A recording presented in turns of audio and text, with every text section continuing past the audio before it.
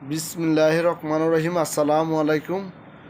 অত্যন্ত দুঃখের সাথে আজ আমি আপনাদের সামনে হাজির হয়েছি। প্রিয় বাংলাদেশের সাধারণ জনগণ, ভাই ও বোনেরা, অত্যন্ত দুঃখের সাথে বাংলাদেশটা নিরাপদ ছিল বাংলাদেশ প্রাইম মিনিস্টার দেশরত্ন শেখ হাসিনার হাতে। ছাত্ররা বলেছিলেন, তাদের সমস্ত দাবি ও সব কিছু মেনে নিয়েছে। তারা লাস্টে বলেছিলেন, এক দফা এক দাবি, শেখ হাসিনা তুই কবে যাবি।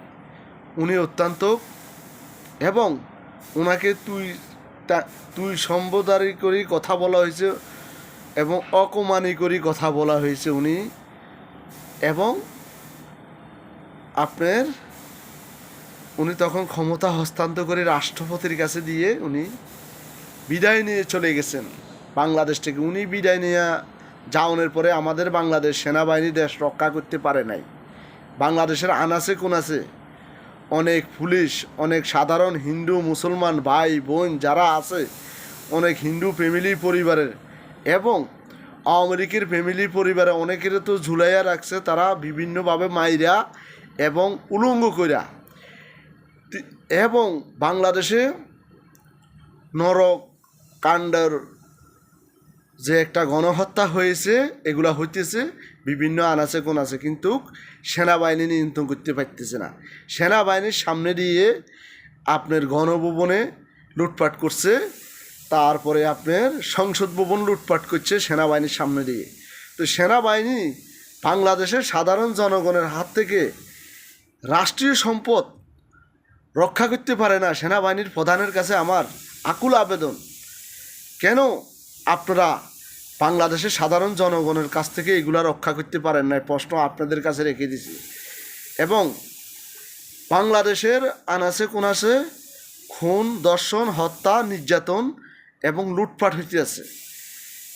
এবং ছাত্র ভাই বোন যারা আপনারা আন্দোলন করেছিলেন, আপনারা কিছুই পান নাই।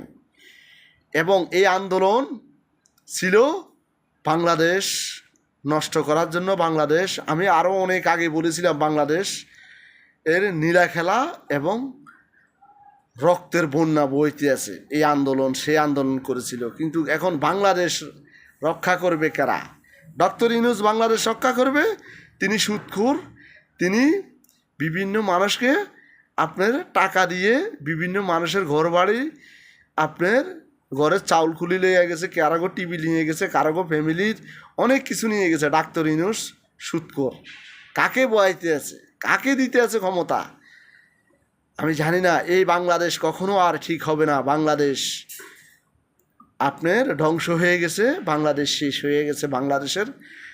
এবং জনতার যে মানুষগুলো আছেন, বাংলাদেশের সাধারণ মানুষ যারা আছেন, তারা রুখে দাঁড়ান, তারা নেমে আসেন। বাংলাদেশের সাধারণ আওয়ামী লীগের তৃণমূলের কর্মী যারা আছেন, আমাদের বড় বড় নেতারা পালিয়ে গিয়েছে, নেত্রী কিন্তু পালিয়ে যায় নাই। নেত্রীকে সেনাবাহিনী আপনার হেলিকপ্টার দিয়ে ওনাকে দেশের বাইরে পাঠিয়ে দিয়েছে ইন্ডিয়াতে, কিন্তু নেত্রী পালিয়ে যায় নাই। তো আপনারা সবাই মাঠে নামুন। বাংলাদেশের সাধারণ জনগণ যারা আছেন, বাংলাদেশ রক্ষা করেন, এটা আপনাদের দায়িত্ব। আপনাদের জন্মভূমি আপনারা রক্ষা করবেন সন্ত্রাসের হাত থেকে এবং লুটপাটের হাত থেকে। আসসালামু আলাইকুম।